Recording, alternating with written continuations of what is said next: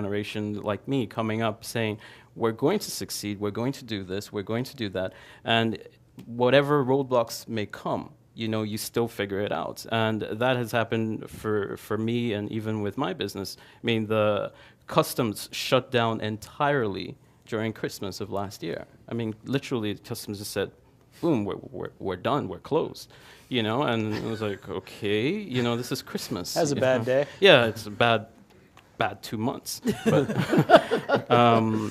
so you see that, and some people would say, okay, well, give up. What can you do? Customs is shut down, But you figure out, okay, well, what are my other options? So customs here might have shut down. Is there any other way I can do business? And you just try and you figure things out. And I think a lot of Africans are doing that right now. They're figuring stuff out and they're making things happen.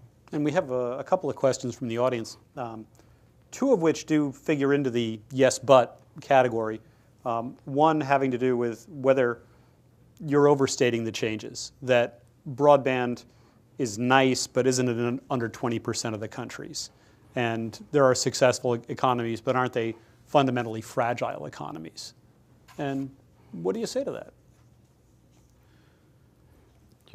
I mean, I think that one of the things we did with the book was we really tried to establish a view that went long on Africa, but we also tried to establish a view, a way of looking at Africa that deals with parallel realities and parallel complexity, the same way we do with the rest of the world.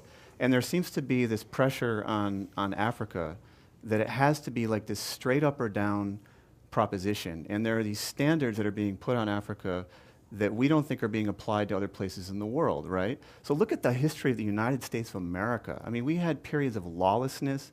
We had periods of environmental, decay. We had periods where we need to establish antitrust laws. It took a long time to get all these things to come together. And I think what you're getting is you're dealing with human beings, right? And we do some stuff right and we screw stuff up, and that's just how we do stuff.